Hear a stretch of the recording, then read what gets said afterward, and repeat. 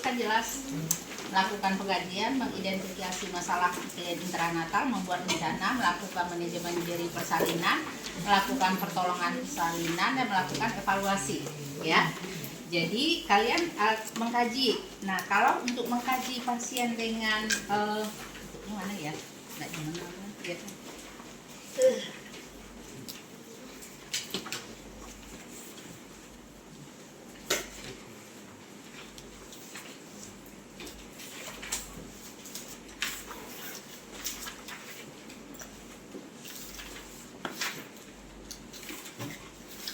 Nah, untuk mengetahui apakah ibu itu benar-benar sudah masuk fase intranatal, apa yang kita lihat? Yo, yang menjadi indikator kita kan tadi udah belajar sama Bu Yuli ya, Bu Yuli tentang pemeriksaan fisik ibu hamil. Nah, begitu kita tahu, oh ya ibu ini sudah selesai nih fase hamil, dia udah masuk fase intranatal. Apa yang kita kaji? Kalau jarak antara pembelajaran di kelas dengan pelajaran di lab kayak gini, Anda blank masuk sini. Apa yang ada berapa kala? Kala 1, kala 2, kala 3, kala 4. Kala 1 apa? Pembukaan serviks. Kalau jangan keroyokan ya. Kalau keroyokan kayak seolah-olah semua ngetik. Kamu pembukaan serviks dari mana kita tahu? Dari lebarnya itu Ibu 10 cm. Itu kalau kita periksa. Iya. Keluhan ibunya apa? Kamu? Anggun. Keluhan ibunya apa? Mules. Terus setelah dia mules, oh setiap ibu mules pasti masuk ke fase intranatal. Kamu? Dia. Kamu? Dari mana kita klarifikasi? Aduh, nih ibu trimester 3, kehamilan 38 minggu. Aduh, saya mules. Oh ya Bu, langsung kamar bersalin begitu? Enggak, apa? Yang kita kaji.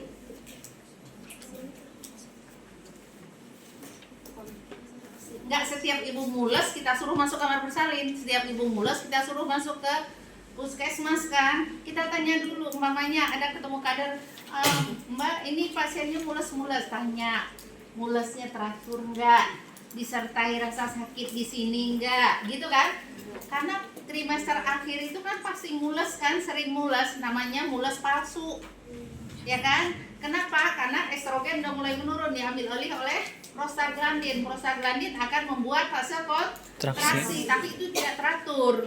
Nah, kalau sudah masuk fase persalinan, pasti sudah teratur. Jadi setiap sejam sekali, setengah jam sekali, terus disertai rasa sakit pada segmen bawah rahim. Kenapa? Karena kalau persalinan benar, kalau mules itu karena persalinan, terjadi pelebaran serviks. Pelebaran serviks itu kenapa? Karena didorongnya janin ke bawah oleh kontraksi. Kalau didorong janin ke bawah berarti terjadi peregangan dong pada serviks. Peregangan inilah yang menimbulkan nyeri. Jadi kalau ibunya masih ke sana sini nggak ada nyeri, itu bukan nyeri persalinan. Nah, kalau udah disertai nyeri pada segmen bawah rahim, pasiennya udah teratur, yuk bawa ke ruang bersalin dan diperiksa. Biasanya pembukaan 1 atau 2. Ya. Nah, kalau dia udah pembukaan 1 atau 2 berarti udah masuk fase persalinan ala 1. Ditanya ketubannya udah pecah belum? Dari mana kita tahu ketubannya pecah? Ada cairan yang keluar dari jalan lahir yang nggak bisa dikontrol oleh ibu. Kalau itu pipis, ibunya pasti bisa nahan. Tapi kalau cairan yang keluar itu banyak berarti ketubannya udah pecah. Yang keluar itu cairan ketuban. Tapi yang keluarnya lendir banyak, kontraksi teratur, berarti ketubannya masih utuh. Ya, kemudian kita periksa. Itulah kita periksa pertama. Kita masuk ibu kamar besar, kita periksa, kaji dari ujung rambut sampai ujung kaki. Seperti biasa, persis seperti Anda melakukan pengkajian pada ibu hamil. Ya, kalau nggak sempat karena ibunya mulai terus, buku KIA menjadi pedoman kita. Kapan dia periksa terakhir? Sekarang berapa kali periksanya standar ibu hamil? Seorang ibu hamil dikatakan ya dia boleh ditolong di puskesmas, berarti dia udah ANC berapa kali? Dia harus tahu nih program pemerintah. Harus tahu.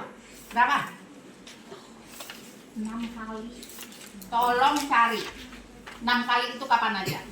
Tulis di laporan, di catatan Anda, di belakang yang putih, di belakang kosong itu. Ya. program ANC pemerintah ANC pada ibu hamil.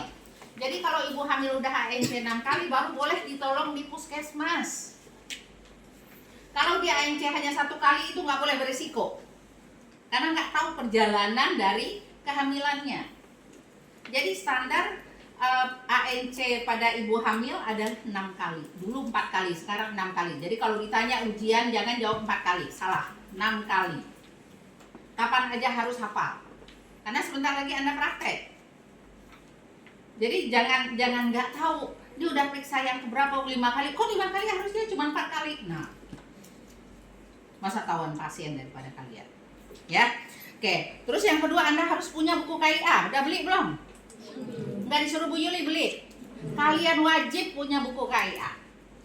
Beli di Shopee. Coba, siapa yang bisa buka Shopee? Harganya cuma 9.000. Beli rombongan. Beli 3 sesuai dengan ini. Kontraksi uterus yang Ibu bilang tadi. Ya. Ini uterusnya kontraksi seperti apa sih? Kontraksi kan gitu kan? Dek, tolong periksa pasiennya kontraksinya berapa kali dan 10 menit. Biasanya Anda yang melakukan. Karena setiap setengah jam harus diperiksa. Jadi ibu yang persalinan normal itu his atau kontraksi atau mules ya, itu dirasakan ibu itu kayak jalaran. Anda pernah merasakan jalaran rasa sakit enggak? Itu menjalar dari punggung belakang sini. Terus ke depan. Dirasakan jadi kayak berjalan dia sampai ke puncak, ke pundus kayak ini nih, umbilical. Jadi jalanan rasa sakitnya sampai sini sampai perut itu menegang seperti papan. Terus tangan kita dicengkeram begini nih. Kita hitung. Oh iya, mulainya jam 13.10. Tahan berapa detik? Jadi Anda harus punya jam yang ada detiknya. Ya, 40 detik lamanya. Terus Anda jangan lepas tangannya. Habis 40 detik dia lembek lagi seperti ini perut ibu itu. Rasa sakit hilang lagi, ibunya bisa ketawa lagi, bisa lagi diajak komunikasi. Nah, udah mulai lagi sus, katanya nurse sudah mulai lagi atau siapa dipanggil bu udah mulai lagi, jalap lagi dari bawah sini. Set. Ah, periksa lagi berapa detik? Oh 30, kok menurun gitu. Catat. Dalam 10 menit berapa kali kontraksi itu datang? Dan setiap datang berapa detik lamanya? Paham ya? Jadi apa? Dihitung berapa kali kontraksinya, berapa detik. Berapa kali kontraksinya datang? Dan setiap kontraksi berapa lama kontraksi itu datangnya? Dari mana kita tahu mengerasnya? Begitu dia udah lembek, berarti udah selesai itu kontraksi. Rasa sakit udah hilang. Kenapa Anda harus bisa? Karena untuk mengisi ini.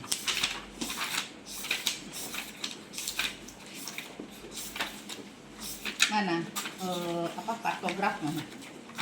Nih. Halaman 42.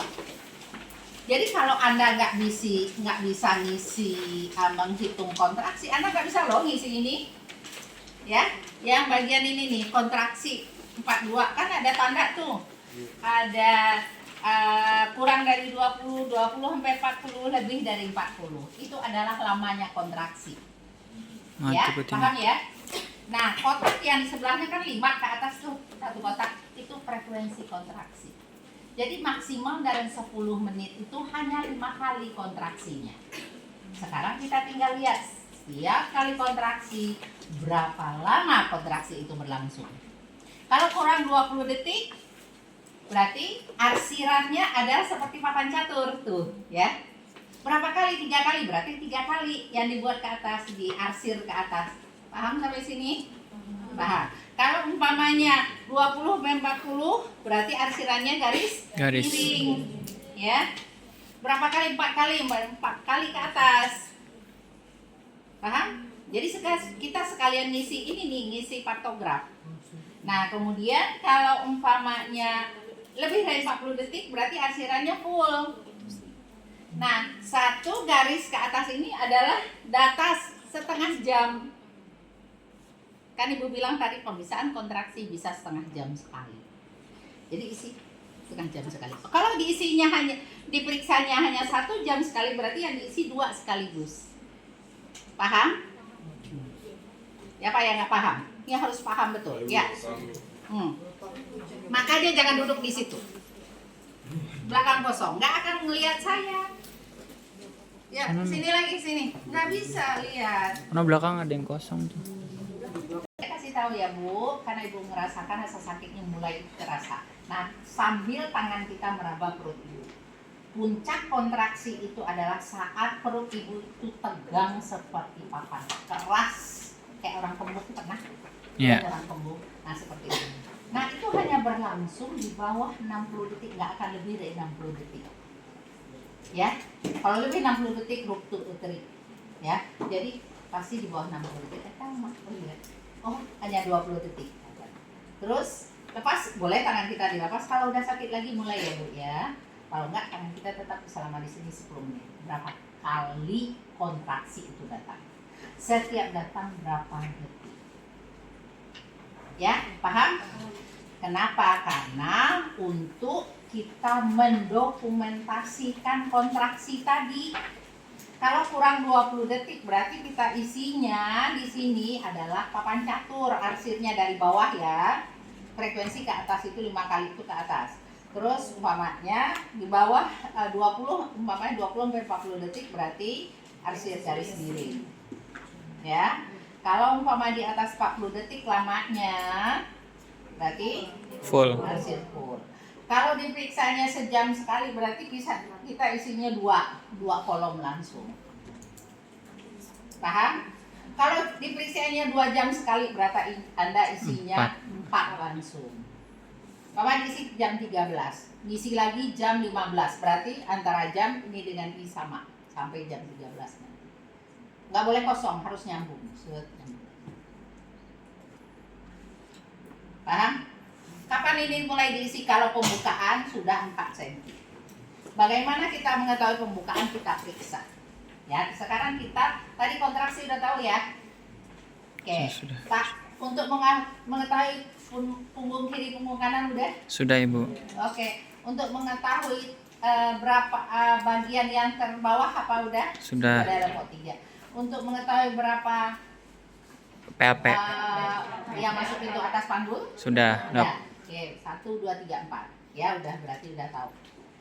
Nah, sekarang kita akan melakukan pemisahan. Nah, ini cairannya mana? Cairan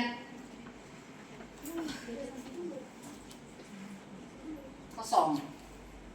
Ikan Ibu suruh lihat kalian daftar yang disiapkan. Tinggi caranya apa? Botol yang kita gunakan itu steril, ya. Terus kemudian air kita rebus sampai mendidih, biarkan 10-15 menit tetap mendidih. Ya, dengan harapan kumannya hilang. Terus air yang udah tadi dinginkan, kemudian langsung masukkan ke botol steril tadi. Itu namanya DTT, desinfektan tingkat tinggi. Tidak pakai cairan sublimasi, tidak pakai betadin. Ya, hanya dibersihkan. Nah, kemudian kapasnya bukan kapas begini. Nggak diajarin cara bikin kapas sublima.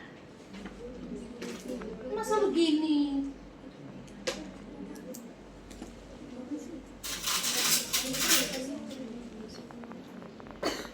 Masa dari awal Ibu harus ngajarin nih? Nih, kan bukannya di tingkat 1 udah belajar ya? Nih, begini cara bikinnya.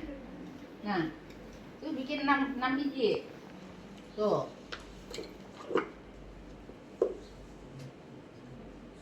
Tuh. Kayaknya udah deh. Masa Baiklin mana? kapas gelundungan gitu? Baiklin itu kita untuk cairan desinfektannya. Jadi dengan perbandingan 1:100. Jadi 1 cc Baiklin 100 cc air. Itu untuk cuci tangan dan membersihkan alat yang kita gunakan. Ya. Enggak pakai cairan Baiklin itu pakai baskom yang ada 2 itu tuh. Mana dia? Ini baskom dulu. Terus tempatnya mana? Airnya mana? Ini kelompok.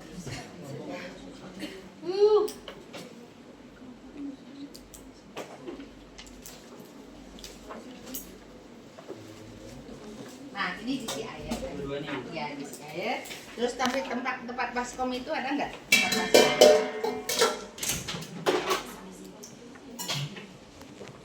Periksa dalam ada di awal, ada di akhir, ada di pertengahan kan. Ini seolah-olah kita hanya menerima pasien baru dan kita akan melakukan periksa dalam untuk mengetahui perkembangan serviknya. Yang tadi itu apakah udah 4 cm, 3 cm gitu ya. Tekniknya nanti Ibu ajarin. Jadi kan nanti ya bagaimana Anda akan melakukan periksa dalam. Oke. Ini kan ada 2 ya. Satunya adalah untuk alat yang kita gunakan, satunya untuk cuci tangan kita. Jadi kita nggak bolak-balik ganti handscoon ya. Jadi karena proses persalinan itu kan nggak steril tapi bersih ya. Nah sekarang Ibu akan ajarkan cara melakukan periksa dalam dulu. Kita potong dulu ya, periksa dalam dulu.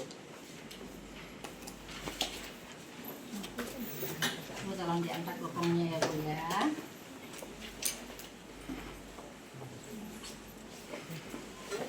Bengkok mana? Itu bengkoknya dekat Baikrin, Bu.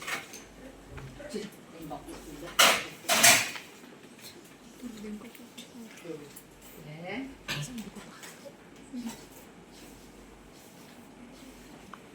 Ini cairan DTT-nya.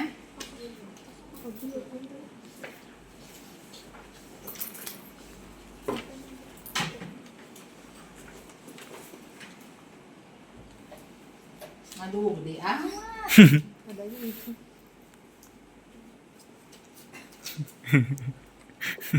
Saya tinggalan di dalam ini kalau PD pakai ini. Ya, oke. Jadi prinsipnya setiap kita akan melakukan periksa dalam, kita selalu bersihkan ya. Ambil 6. 1 2 3 4 5 6 ya.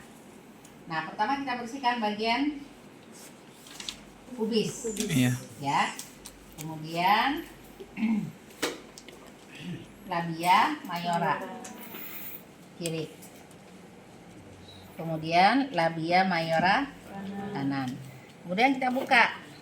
Nah minora kiri, minora kanan, terus dari ujung sampai ke anus. Nah, kemudian tangan Ibu masuk yang ini dulu, ya, masuk. Oke, ya Bu, tangannya langsung ke sini nih. Nahan bayinya supaya nggak bergerak. Yang saya cari adalah tangan saya masuk ke lubang kan, lubang lagi, jadi gini. Jadi tangan saya masuk ini nih. Nah, ini adalah serviks. Lubang. Jadi nanti tangan saya masuk yang satu lagi kan, saya masuk ini nih. Nih, terus masuk yang ini kan. Saya gini kan. Berapa di dalam? Kalau begini nih pembukaan 3 sampai 4. 5 sampai 6, 7 sampai 8. Oh, sampai ke atas sudah nggak bisa. Saya nggak bisa sentuh atas, nggak bisa sentuh bawah. Pembukaan lengkap. Satu ya. Yang kedua, terus saya cari. Ini selaput ketuban. Ya. Jadi pura-puranya gini.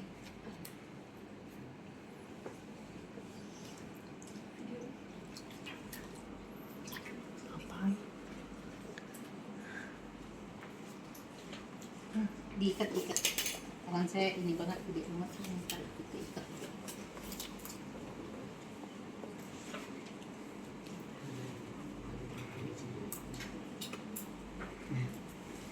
Kan Ibu gini tadi tuh, ya.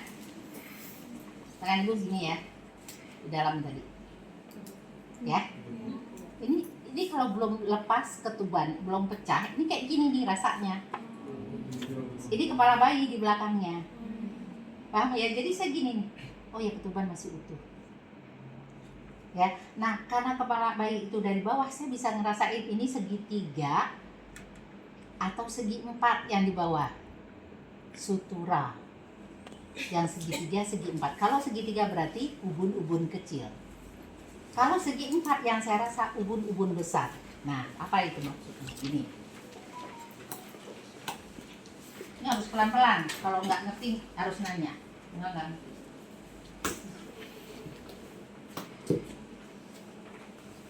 Nih, Jadi kalau kita perhatikan, ini kan segitiga ya. Iya. Ya, kelihatannya segitiga ini. Ya. Jadi kalau saya raba segitiga, berarti bayinya itu dadanya dia begini nih.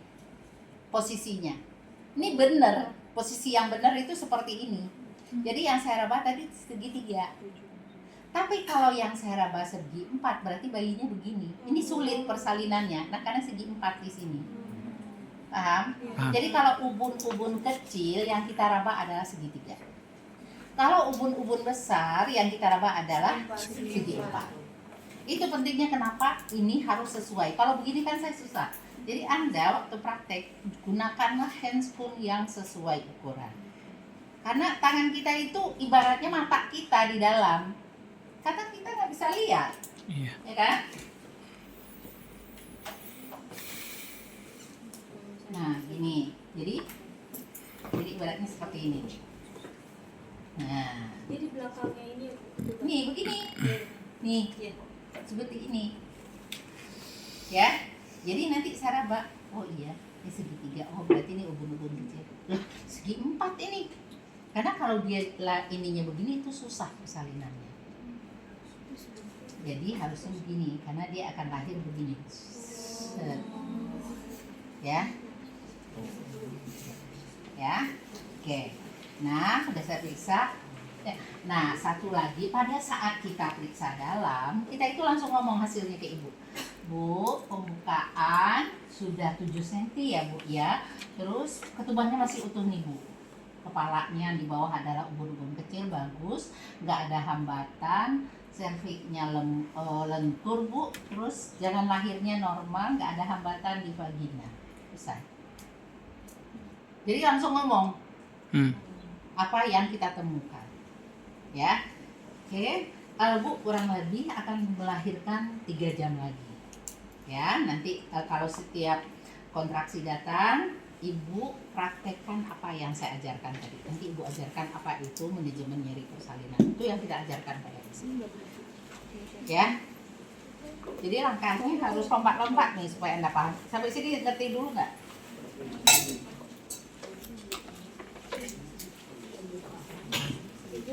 Ya, silakan. kan tadi keadaan kepala bayinya di belakang kandungannya Bu ya.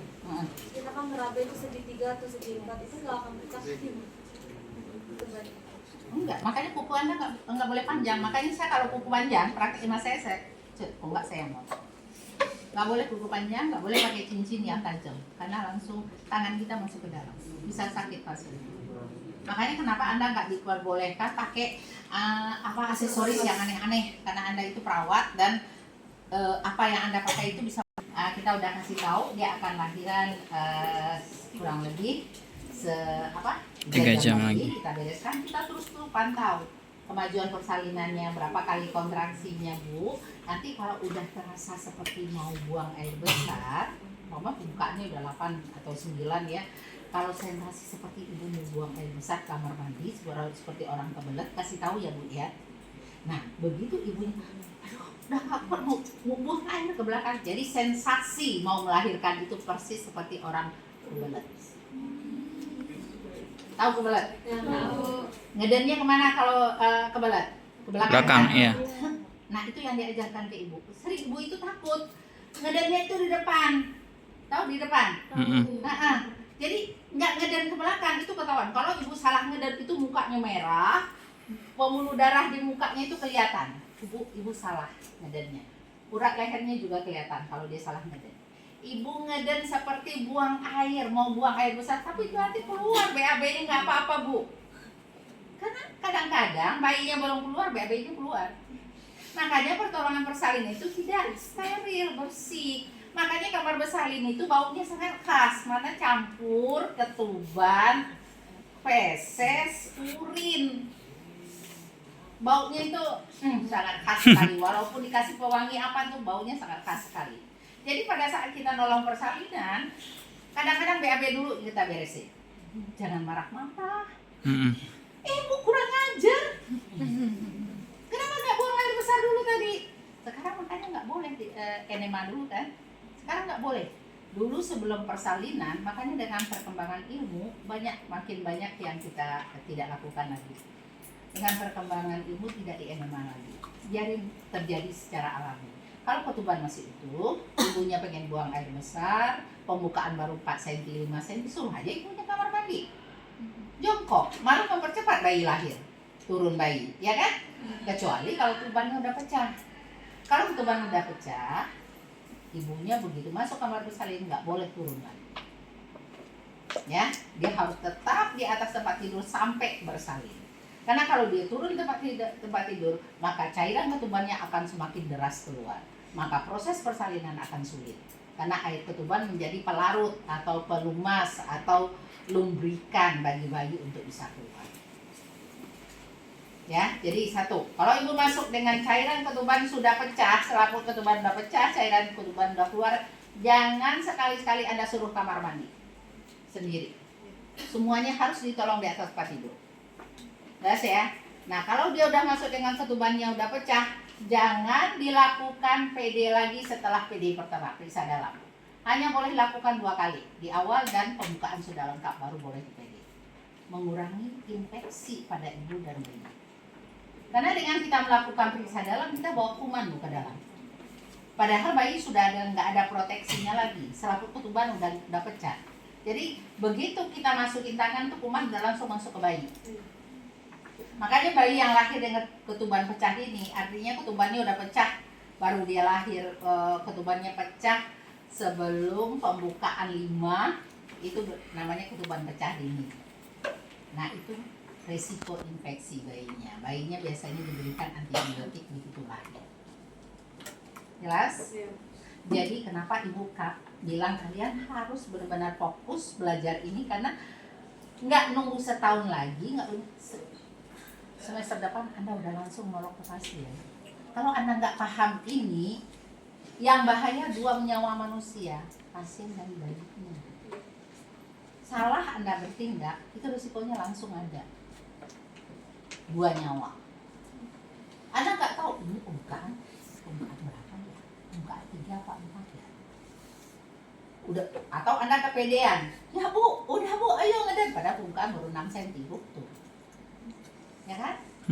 Ya, makanya dalam ini ada tahapan-tahapannya. Pertama Anda lihat dulu. Kedua bantu kala 1. Yang kedua bantu kala 2. Pegangin pala aja, ntar mbaknya narik keluar. Atau langsung kala 3, hanya bantu mengeluarin plasenta.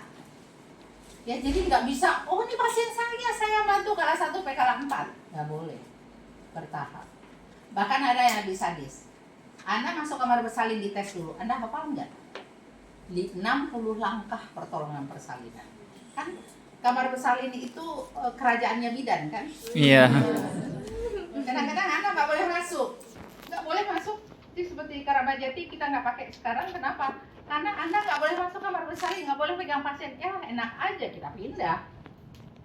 Boleh nggak boleh kita pindah. Dia kurang pemasukannya, kurang ininya. Sebentar, saya janji sama orang jam 2. Oke, udah tahu caranya ya, diajarkan dulu ke Bu Yuli. tadi. Iya. Terus yang kedua apa? Pemeriksaan pembukaan. Kita lakukan periksa dalam, kita ketahui pembukaan, letak kepala bayi, ya. Ketubannya masih utuh apa tidak. Kalau ketuban sudah masih utuh, tulisannya ada U. Itu ada kan? Panduannya di situ. Kalau ketubannya udah pecah, kita lihat apa warnanya. Kalau hijau berarti mekonium. Kalau umpamanya merah berarti darah yang keluar. Kalau udah keluar tapi jernih, J, ya kan? Atau udah pecah ketubannya sejak semalam, kita lihat udah nggak ada lagi cairan ketuban, berarti K. Itu harus dihafalin. Jadi begitu masuk pasien ketuban pecah, Anda tahu, Dek, Bu, ketubannya udah pecah. Apa? Merah, Bu. Masih ada darahnya yang keluar gitu. Hijau, Bu. Nah, kalau hijau tuh emergency. Ya, udah nggak bisa dinilai Bu, kering karena udah ketubannya udah pecah dari semalam. Oke? Atau baru aja pecah ketubannya, Anda lihat, oh ya warnanya jernih. Oke? Dah, ketuban udah, DJJ udah, yang bawahnya adalah kontraksi tadi yang kita periksa. Ya. Terus kemudian kondisi ibu, kita lihat tekanan darahnya, caranya ada di bagian bawah, di halaman 42, buka halaman 42.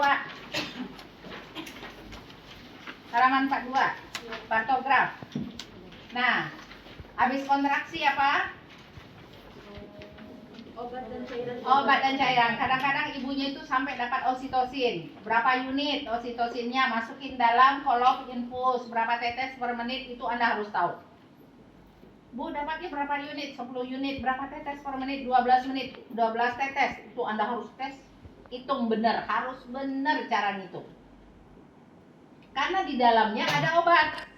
Kalau Anda nggak kontrol, tiba-tiba pasien jadi 6 kali, kontraksinya hanya 20 detik, terus bisa ruptur uteri.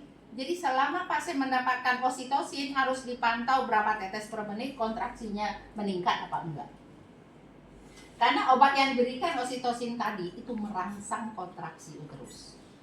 Anda harus bandingkan dengan denyut nadi ibu. Mana bukunya? Nah, jadi coba ibu ya, kan tadi kita mulai buka ini kalau pembukaan 4 cm kan. Pembukaan 4 cm jam 10, berarti jam 10 pagi itu mulai dari sini. Ini waktu buat mana waktu ini. Nah, waktu di bawah sini. Jam 10. Ya, jam 10 pagi. Berarti Anda mulai dari garis yang paling akhir, paling kanan, paling kiri. Ya, jam 10. Kolom yang sebelahnya 10.30. Kolom yang sebelahnya 11 gitu. Jadi satu kotak ini adalah sejam. Perhatikan kotak ini nih. Nih sejam.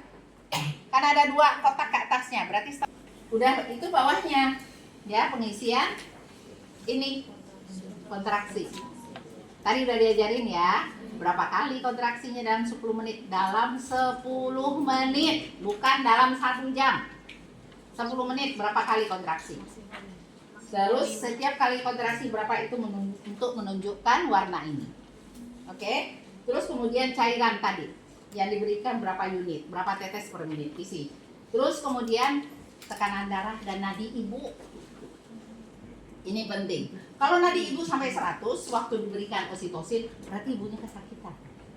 Karena orang kesakitan nadinya pasti naik, tekanan darah pasti naik. Nanti akan ketahuan begitu Anda baca tahun ini bayi turun apa enggak sih?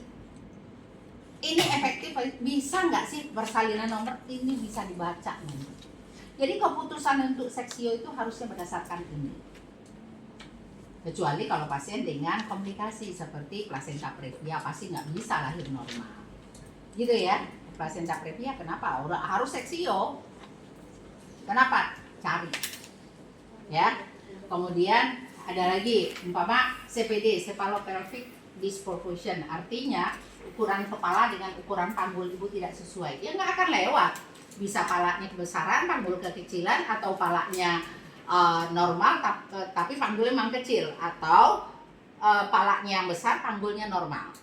Makanya dikatakan cephalopelvic, perbandingan antar kepala dan ukuran pelvic. Itu pentingnya Anda mengukur tinggi badan ibu waktu ANC. Kalau berat tinggi badannya kurang dari 145, resiko CPD, cephalopelvic disproportion. Jadi kalau tingginya kurang 145, kemungkinan panggulnya kecil. Jadi bayinya nggak bisa lewat. Nah ini kelihatan dari sini. Ya, ibunya kesakitan, kontraksi bagus, tapi kepala bayinya nggak turun-turun, pembukaan 5 cm terus. Harusnya kalau kontraksi meningkat, kepala semakin turun, pembukaan semakin banyak, makin lebar.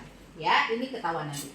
Nah, begitu udah kala 1, pembukaan sudah lengkap, ibu masuk fase kala 2. Kala 2 itu adalah fase persalinan, keluarnya bayi. Jadi mulai dari pembukaan lengkap sampai bayi lahir itu kala 2. Jadi bikin askep pada ibu intranatal ada 4, nggak bisa digabung. Jadi asuhan keperawatan ibu kala 1. Selesainya kapan? Pembukaan lengkap. Terus masuk lagi, umpamanya Anda dinas pagi nih, dari pembukaan 1 sampai pembukaan 10. Begitu pembukaan 10 Anda harus selesai dinas. Berarti Anda hanya askep kala 1. Nah, temannya datang, udah kamu mulai deh askep kala 2, pembukaan udah lengkap. Kapan berakhirnya? Begitu bayi lahir. Terus inilah kamu ambil asketnya kala 3 deh. Mulai dari bayi lahir sampai plasenta lahir. Karena pasiennya beda-beda. Patofisiologinya beda-beda. Masuk kala 4 beda lagi. Kala 1 pasien kita ibu, janin, plasenta, tali pusat, cairan ketuban. Benar nggak? Itu kan yang kita observasi. Iya. Nah begitu udah pembukaan lengkap, pasien kita bayi Turun keluar. dan ibu, ya kan? Kala 3 ibu, bayi, plasenta. Kala 4 ibu dan bayi. Sama-sama rasa sakit. Kala 1 sakit. Sakitnya kontraksi, pembukaan jalan lahir. Teknik kita ngatasin apa? Ajarkan manajemen nyeri persalinan. Kan gitu. Kala 2 sakit lagi. Manajemen nyeri persalinan nggak laku. Apa yang Anda ajarin di kala 1 nggak bisa Anda ajarin di kala 2. Karena sakitnya itu di sini. Mau diajarin teknik nafas dalam, Bu, yuk teknik nafas dalam. Nggak mempan. Beda, sakitnya di sini. Gimana cara ngurangin rasa sakit? Anda tekniknya harus benar menolong. Beda kan? Ngedannya ibu harus benar. Bu, ngedannya caranya gini. Anda akan diajarkan cara ngajar teknik beneran yang benar. Paham? Jadi cara mengurangi rasa sakitnya beda. Nah, kala 3 ini habis kita robek nih. Ya kan? Ngeluarin bayi. Namanya episiotomi. Sakitnya luar biasa di sini. Bisa kita ajarin yang kala 1 tadi, kita ajarin yang kala 2 nggak bisa. Cara kita ambil kasar, tekan, lahirkan plasenta segera. Begitu plasenta lahir, lakukan episiotomi. Itu akan mengurangi rasa sakit, kurangi perdarahan. Jadi beda, jadi nggak bisa. Ini adalah nyeri akut berhubungan proses persalinan kala 1, 2, 3, 4. Nggak bisa. Ya, jelas? Jadi askepnya 4. Walaupun Anda pegang pasien itu kala 1 sampai kala 4, jadi ada 4 Anda jadikan 1. Kala 1 sendiri, kala 2 sendiri, kala 3 sendiri, kala 4 sendiri. Jelas? Walaupun diagnosanya sama, rasa sakit semua. Ini beda fenomenanya. Ya. Oke, sekarang kita masuk kala 2, pembukaan lengkap. Terus kita tandanya itu ada tuh istilahnya, apa namanya? Pulpa membuka, anus pulpa menonjol, anus membuka, kepala menonjol, perjol. Apa ya namanya? Ada istilahnya itu di kebidanan. Tapi kita di keperawatan nggak pakai ya istilah, pokoknya pulpa membuka, kemudian anus terbuka. Anus itu benar-benar terbuka karena ketekan oleh kepala bayi. Nah, terus sensasi mengedan itu udah nggak tertahankan. Biasanya ibu udah hilang kontrol. Hilang kontrolnya artinya dia udah nggak ada rasa malu, nggak ada apa lagi. Yang penting sekarang saya harus ngeden sekuat-kuatnya, gitu. Karena sensasi ini nggak bisa ditahan oleh ibu. Nah, itulah pentingnya pada saat kala 2 ini harus one direction, harus satu perintah. Kalau 5 orang yang nunggu, 5 orang ngasih perintah bingung ibunya. Jadi harus satu. Kamu yang ngajarin ngeden ibu ya. Saya nangkap kepala, kamu pegangin kaki ibu ya. Itu kayak gitu. Jadi jangan semua ngasih perintah ke ibu. Oke Bu, nih kontraksi udah Pak. Oke, Ibu tarik nafas panjang. Buang. Sekali lagi Bu. Oke, untuk yang ketiga nanti ditahan ya Bu, ikutin perintah saya. Tahan Bu. Oke, kuat. Ngeden sekuat-kuatnya. Itu bisa 5-6 kali baru bisa keluar lagi.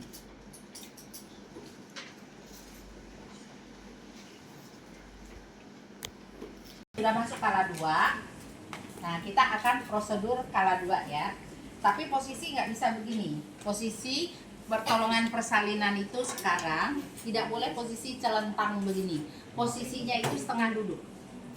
Terus bagian sini itu bolong. Lihat nggak? Tempat tidur seperti itu. Sekarang kita anggap dia begini, ya. Atur posisinya. Yuk sini. Ini bisa. Harus ada 2. Ini kebesaran. Ada ini yang lebih kecil. Ini kebesaran ini. Ini mah stick laken. Ih, apa yang nyiapin? Ini adalah Gunting perban. gunting epis. Ini gunting epis buat memotong perineum, ya. Terus ini adalah gunting tali pusat, ya, bengkok gini. Ini tali pusat. Ya, harus bedakan, jangan salah. Salah nanti nggak lurus, ya. Disediakan dua, Anda pakai ini salah, ya. Kemudian ini adalah benang tali pusat. Benang tali pusat ini harus disediakan dua. Kenapa? Siapa tahu kecelakaan Anda jatuh, ya, atau ternyata bayinya dua, ya, bisa aja dia di belakang nggak ketahuan, ternyata bayinya dua. Jadi siapkan dua, jangan satu. Terus ini udah nggak boleh dipakai lagi. Ini digunakan untuk mengosongkan kandung kemih pada saat kala 3, ya, untuk melahirkan plasenta. Ternyata kandung kemih penuh, dilakukan kateterisasi. Tapi ini nggak boleh dilakukan lagi karena ternyata ini banyak bawa kuman, karena bersihnya susah.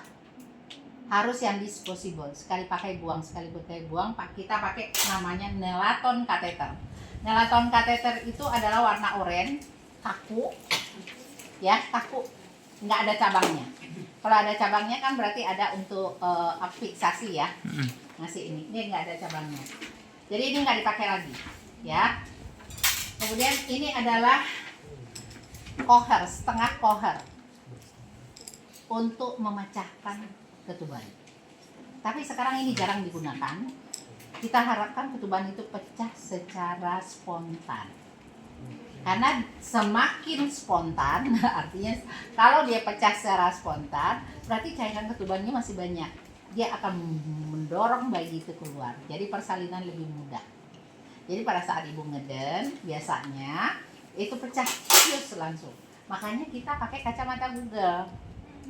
Karena bisa muncrat ke muka kita ketubannya tadi, karena dorongan bayi yang kuat. Makanya nanti salah satu APD kita pakai kacamata Google, ya. Nah, itu untuk ini. Terus kemudian ini salah. Ini adalah nail holder untuk heading. Salah. Yang saya minta adalah artery clamp 2.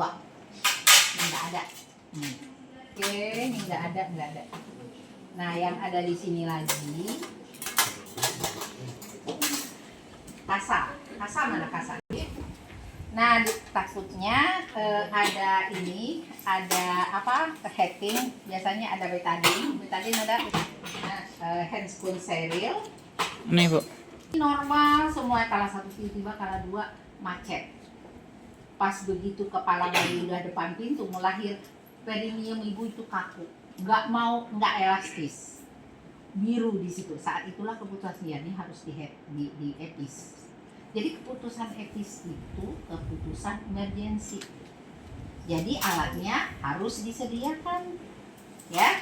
Makanya selalu ada gunting epis dalam set kartus normal. Selalu disiapkan ini untuk pressure, untuk nekan luka tadi supaya mengurangi perdarahan, ya. Kemudian mana arteri klaimnya, siapa yang ambil? Linta tadi. Oke. Ini kita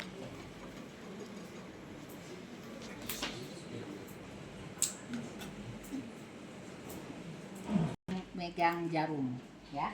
Ini nail holder namanya. Ya.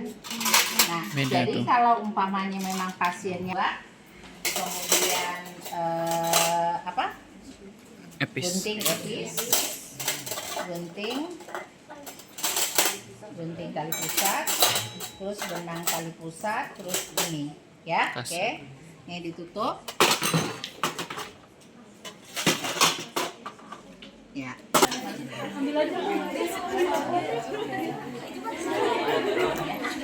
Nah, jadi biasanya ibunya dan lapor pengen Bu, nggak kuat.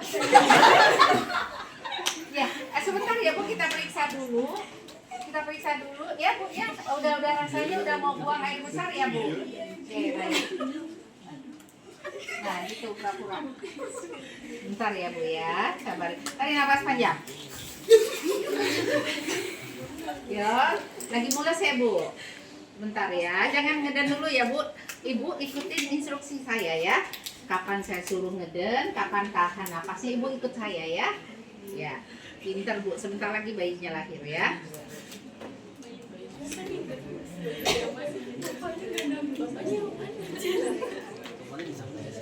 Oke, ya. Kita pasang ininya dulu ya Bu ya. Angkat dikit bokongnya Bu. Angkatin Gun. Bayinya ininya diangkat. Oke, jangan bokong kamu.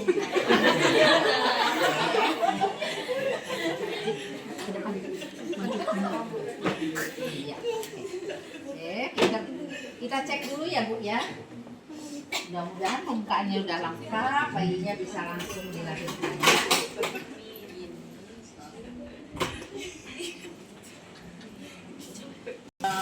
Lalu itu biasanya sudah waktunya ya. Ibu di pas mulasnya datang praktekkan seperti yang saya ajarkan tadi Bu ya.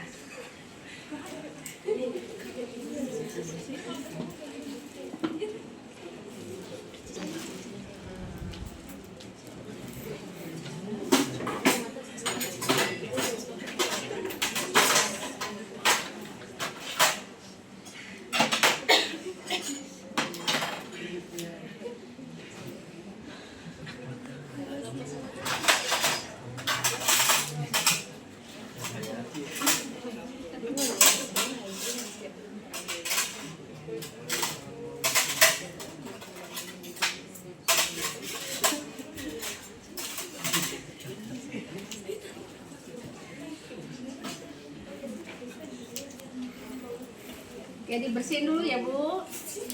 Ya, ntar ibunya ya.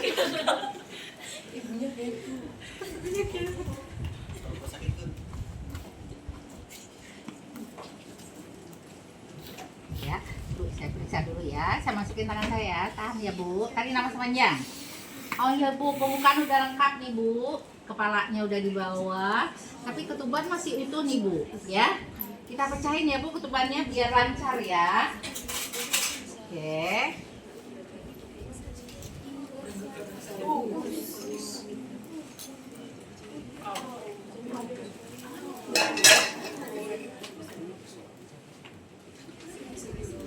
Ya, ketubannya udah pecah ya Bu, jernih Bu. Ya. Oke. Nah, oke.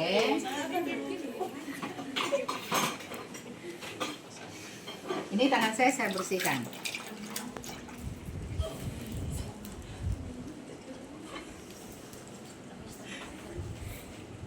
Ibu di waktunya nanti Ibu ikutin instruksi saya ya. Kalau saya suruh ngeden, Ibu ngeden, ya. Iya, begini, ya. Segitiga. Ibu angkat bokongnya Bu. Ya, pinter. Yuk.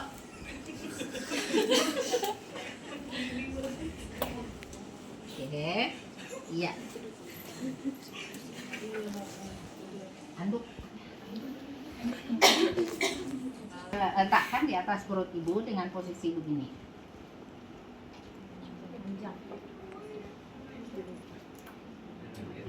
Ya. Sini. Oke. Terus saya siapkan obatnya mana? Ini. Aduh Bu, mulus banget. Masih. Baskom yang kecil tadi.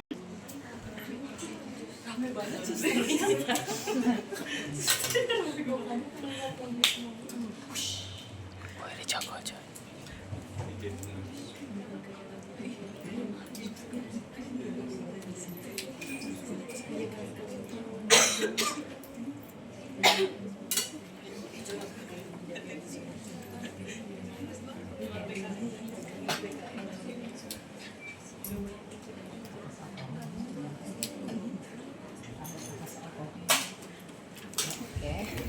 Ya, nanti kamu dorong ya, tangan kamu masih berada, tangan kamu masih berada, ya. Oke, ya. Nah, lihat posisi tangan saya, oke? Ibu lagi mulus nih Bu, ya. Tarik nafas panjang, Bu. Santai. Ayo, mengulasnya masih ya. Tarik nafas panjang lagi, Bu. Oke, pinter. Ya, nanti yang pas tarik nafas panjang yang ketiga ditahan ya, Bu ya. Oke, tarik nafas panjang lagi. Pinter, yuk. Oke, dorong Bu sekuat-kuatnya. Yuk, pinter Bu, yuk. Ya. Oke. Dorong. Dorong. Nah. Ya. Ya, oke, stop dulu. Stop dulu. Nah, kontraksinya biasanya hilang. Nah, kita tunggu lagi tuh kontraksi ya, Bu ya. Jadi hanya boleh ngeden pada saat kontraksi. Kalau nggak kontraksi, nggak boleh ngeden. Ya, oke. Ya, Bu, ini udah mulai lagi, Bu. Ya, tarik nafas panjang seperti tadi, pinter. Yuk, lagi. Nah, tarik nafas panjang, tahan, dorong. Ya, dorong. Dorong, Bu. Pinter, Bu. Oke, pinter, Bu. Lagi, Bu, pinter. Ya, terus ngeden, Bu. Ya, oke, lanjut, Bu, ngedennya. Capek ya? Nah, kadang-kadang dia istirahat, kita kasih minum dulu teh manis.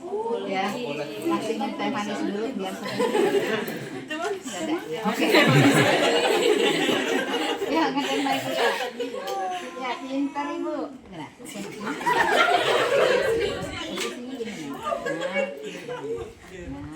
ya. Oke, ya, Ibu pintar. Ya, jadi tangan saya udah berubah begini ya? Iya. Di parietal. Oke, udah. Oke, pintar Ibu. Ya, nah, stop Bu. Dah, jangan ngeden lagi Bu. Selap, mata, hidung, mulut. Ya, mata, hidung, pas mulut saya masukin ke dalam. Ya, oke. Nah, bayi melakukan putaran paksi luar. Mutar, terserah. Mau ke kanan, ke kiri, silakan. Yuk. Nah, oke, dah. Nah, ini Ibu udah nggak ngeden lagi nih. Saya tarik ke bawah, ya. Kepala bayi, terus saya tarik ke atas. Nah, pas narik ke atas, tangan saya pindah sini. Ya. Oke, Bu, lahir Bu anaknya. Jam 15, Bu. Sehat, lengkap ya, Bu ya. Itu harus dijelaskan, ya. Oke. Boleh. Nah, langsung kita selimuti. Ajarin. Ya. Oke. Anaknya perempuan, Bu. Ya. Oke. Langsung nih kita urut begini nih. Nah, Itu untuk ini apa, Bu? ini rangsang taktil, merangsang bayinya bernafas. Oke, bagus Bu. Nah, harusnya ada topi. Dicatat kekurangannya ya, topi bayi harus ada. Topi bayi. Apa? Nah, jadi bayinya dalam keadaan hangat ya. Iya, Ibu. Oke. Ini kita pegang pangkalnya ini, kita tarik ke sini. Ya. Itu dijepit tuh. Klem pertama. Terus kita pegang kaki ini, kita tarik lagi. Pindah tangannya, pasang klem kedua. Itu ditarik gitu biar apa, Bu? Biar darahnya nggak ada di situ, jadi nggak mencerat pada saat kita potong.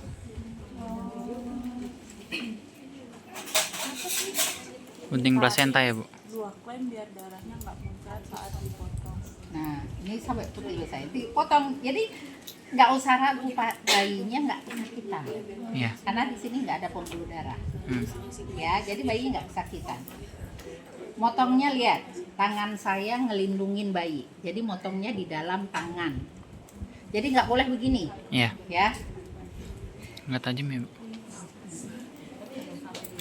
Ya, oke. Ini udah dipakai, ditaruh sini. Ya, kita ambil tali pusat. Ya, pas, ya. Ikat. Oh, ikat Lihat tadi cara bawah. mengikatnya. Ya, cara ngikatnya gini. Jadi tangan saya begini. Nih, ya. Kelihatan lagi. Jadi begini aja tuh, Hmm. sampai ikat mati sekali lagi. Oh, diikat mati gitu. Ikatnya biasa, tapi jangan begini, nggak boleh begini. Iya. Tapi begini. Ke dalam. Nih, paham ya? Paham, Pak. Jadi jempol ketemu jempol. Nah, kemudian kita balik. Yang belakangnya sekarang yang kita ikat. Ikat. Jadi jangan hanya sekali depan belakang, karena kalau longgar itu darah keluar dari situ, darah bayi. Nah, nanti Anda kaget pas di ruang postpartum tiba-tiba popoknya penuh darah. Ya. Perhatikan, ini seringkali kalian salah waktu ngikat. Ya. Nah, ya. Oke. Enggak, kan mati. Nah, apa yang kita lakukan? Mana topinya tadi, ada yang dapat topi? Ini harus melihat langsung topi. Topi bayi, cari bayi yang ada topi. Nah, bawa sini, cepet. Karena ini langsung prosedur IMD. Prosedur IMD itu harus seperti ini, bayinya pakai topi, mencegah hipotermi. Oke. Kemudian biasanya ada satu lagi karena kita nggak perlu. Oke. Letakkan di antara kedua payudara ibu. Ya. Nah, ibunya udah nggak pakai BH tuh. Iya. Ya, jangan pakai BH, ibunya percuma. Gimana masa bayinya suruh pakai BH sendiri? Lepasin bu. Oke, jadi kita tutup pakai ini baru. Biasanya pakai bedong baru ya. Ini jangan diselimutin ke bayi karena ini basah. Bayinya kedinginan. Nah, ini dibiarkan 1 jam sampai bayi menemukan payudara sendiri.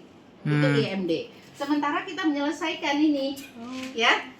Oke, saya cuci tangan karena bekas ini tadi. Kemudian saya cek, ya, saya ceknya gini. Ada 2 jenis kita untuk melakukan cek, yaitu Kushner dan Strassman.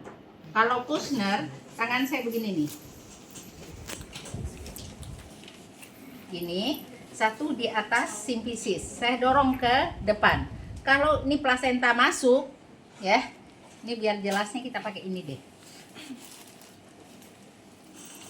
Ini harus bongkar pasang ya.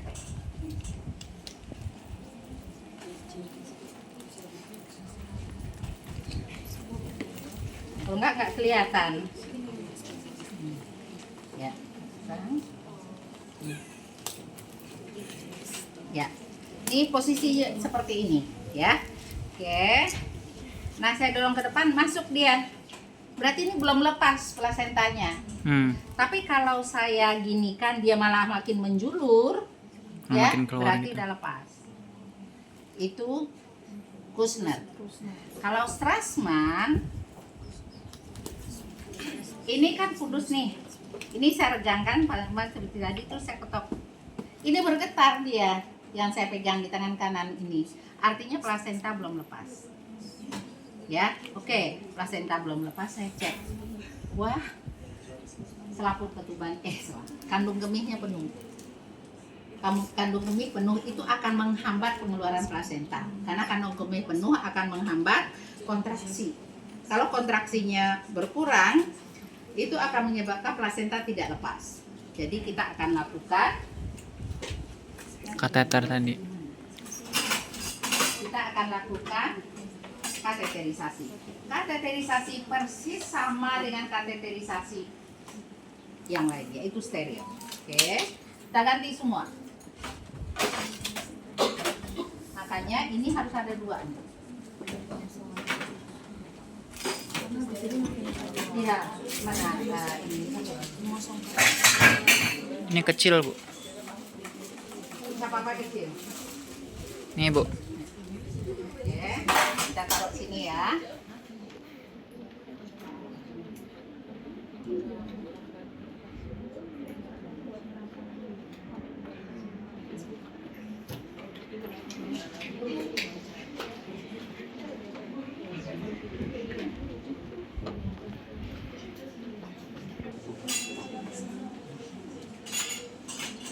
Nah, Anda bisa bayangkan ini banyak darah, cairan ketuban. Jadi kita perlu banyak untuk membersihkan ini untuk bisa melihat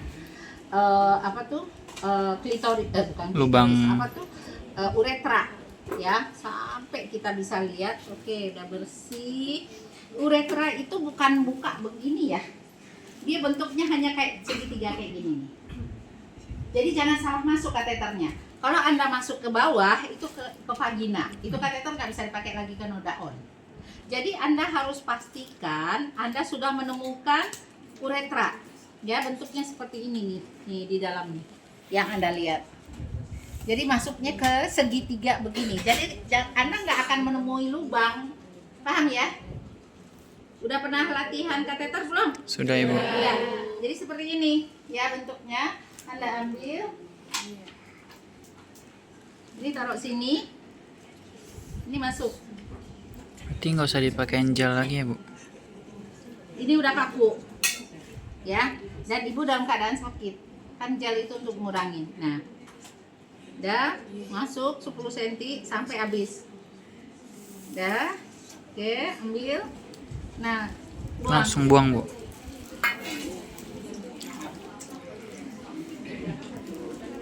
Nah, kemudian baru kita suntikan ini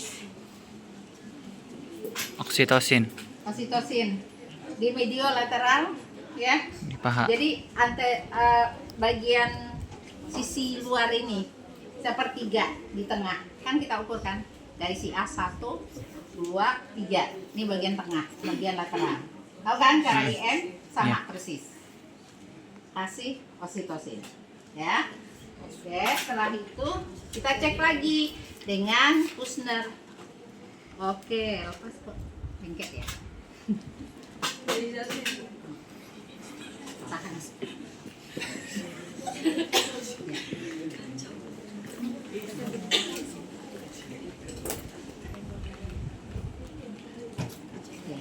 Nah, biasanya kalau udah lepas, dia bentuknya kayak gini. Kamu yang dorong ya, kamu yang dorong. Oke.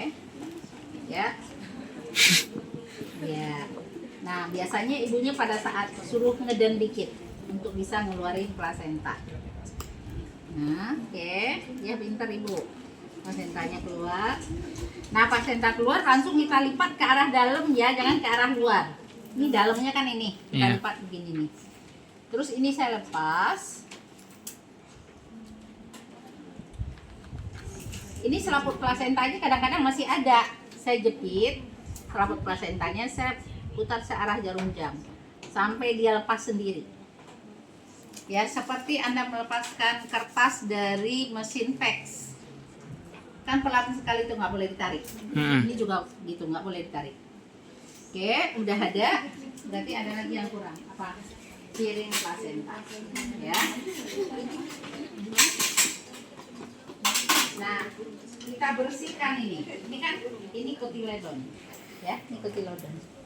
Ya. Ini harus utuh, nggak boleh ada seperti coek kayak gini nih. Ini kalau seperti ini berarti sisanya ada di dalam. Nih, ketinggalan setelah kita periksa gini, ya ada ketinggalan di dalam. Ganti handscoonnya, pakai yang panjang segini, terus tangannya diberi begini. Oke, kasar. Terus masuk ke dalam. Sampai sini, sampai nih. Karena ininya masih utuh. Jadi di dalam itu tangan kita kan begini nih. Kita muter Ini gitu Bu. sakit. Prosedur ini sangat sakit. Jadi kalau plasenta sudah lengkap, nggak ada cacatnya, jangan sekali-sekali melakukan ke dalam. Tapi kalau ketinggalan seperti itu harus, karena kalau tidak dilepas dia menjadi sumber infeksi, sumber perdarahan. Ya, jadi harus dicek betul. Oke. Nah, oh ya, ya Bu, udah Bu ya, udah lengkap, udah keluar. Nah, kita ini kita lanjutkan. Jangan ditunggu ini selesai dulu. Jadi kita cek berapa kedalamannya. Cara ngecek kedalaman kita tekan ini ngikutin. Ya, kurang lebih 1,5 cm. Terus kemudian diameternya 10-15 cm. Terus kemudian kita lihat, balikin. Insersinya di pinggir. Harusnya sentral. Catat aja. Terus kemudian kita ukur panjang ini. Tali pusat. Ya. 45 cm umpamanya. Terus tadi Ibu lupa ngasih tahu pada saat kita periksa pertama, periksa apakah ada tanda-tanda pengapuran. Seperti apa? Ini ada putih-putih dia di sini. Kalau dia banyak putih-putih di sini berarti pengapuran, pembuluh darahnya sangat rapuh. Risiko di sini juga rapuh di endometrium. Ibunya beresiko perdarahan postpartum. Jadi setiap yang kita temukan itu ada maknanya. harus diperiksa ya. Oke, udah.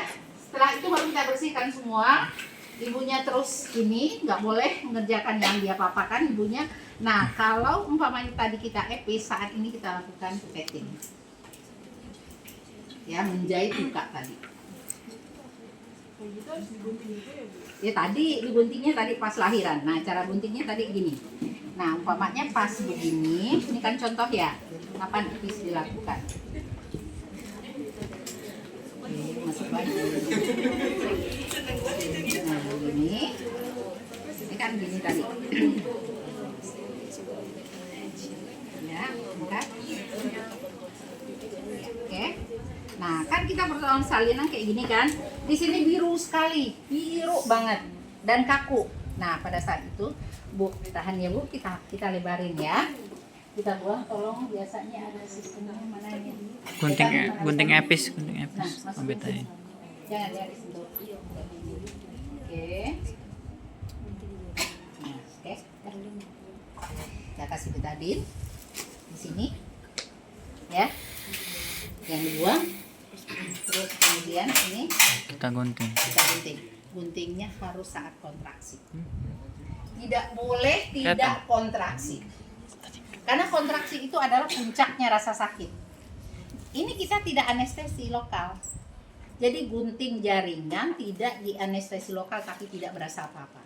Karena rasa sakit digunting lebih sakitan kontraksi daripada sakit digunting. Bayangkan sakitnya kontraksi itu.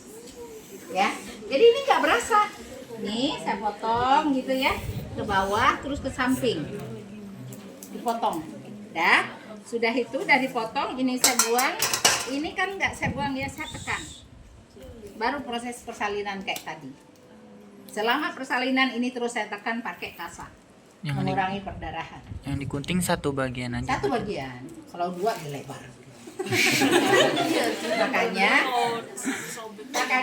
waktu Anda periksa nanti dengan Bu Dewi periksa bubble heat, nanti ditanya, Ibu episnya seperti apa, atau Anda lihat catatan medial lateral kiri, medial lateral kanan, itu ada maknanya. Kalau medial lateral kiri jadi ke bawah ke kiri, medial lateral kanan ke bawah ke kanan.